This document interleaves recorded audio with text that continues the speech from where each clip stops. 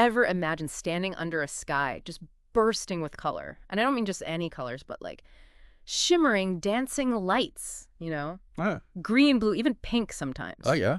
That's the Northern Lights. And after digging into this podcast episode, let me tell you, it's even more incredible than you'd think.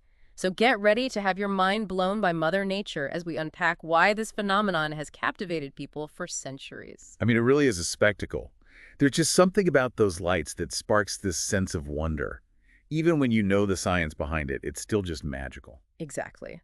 And speaking of science, let's break down how this whole sky on fire thing actually works. Picture this. The sun, our very own star, is constantly throwing out this stream of charged particles. It's like a never-ending solar wind. Okay, so a solar wind, what happens next? Well, here's where it gets really interesting. See, our planet has this magnetic field that acts like a shield, right? It deflects most of those particles coming from the sun. But some of them, they manage to sneak in. Sneaky particles. I like it. Right. They're like, we've got a backstage pass to the greatest light show on Earth.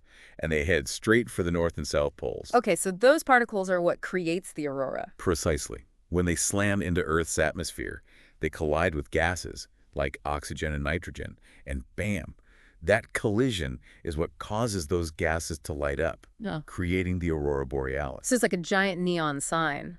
But instead of electricity, it's these charged particles creating those vibrant colors. That's a great way to think about it. And just like a neon sign, different gases create different colors. You'll mostly see green, though. Oh, why is that? Well, it's all because the abundance of oxygen at the altitude where the aurora typically occurs. That's fascinating. It's amazing how something we see every day, like a blue sky, is connected to this incredible phenomenon. It really is. It highlights how even the seemingly simple things like the color of the sky are governed by this fascinating interplay of light and atmospheric gases. And, that connection actually goes even deeper. Yeah, so the same principle behind that green hue of the northern lights is also why we see a blue sky during the day. It all comes down to, how light interacts with those atmospheric gases. Wow, that's incredible. It makes you appreciate those everyday wonders, like, even more, Okay, so you've officially convinced me. Uh-huh. I need to see these northern lights for myself. You should.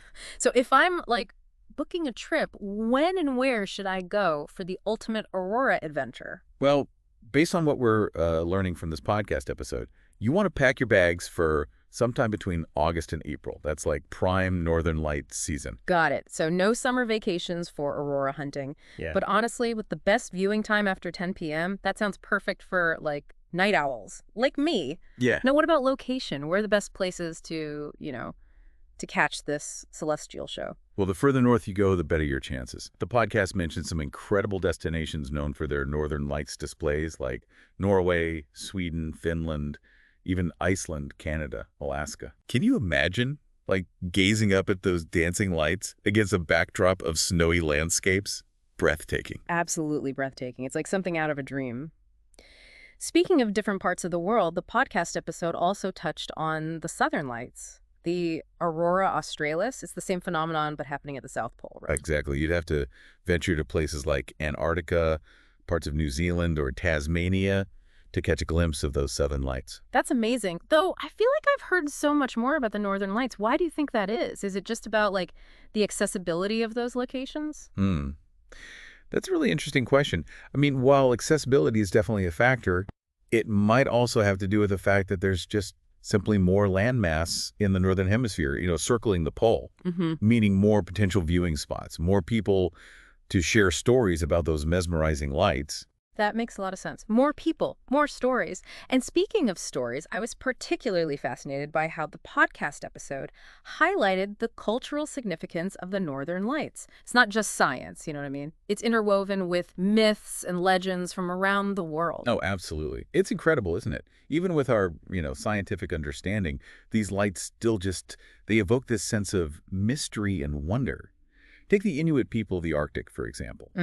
They believe the aurora is the spirits of their ancestors playing a celestial game of soccer. Soccer? Yeah, kicking a walrus head across the sky. A celestial soccer game with a walrus head. That's a story that definitely sticks with you. It's amazing how these natural phenomena, they weave their way into, the fabric of cultures, across generations. Absolutely, and it's not just the Inuit culture, Norse mythology.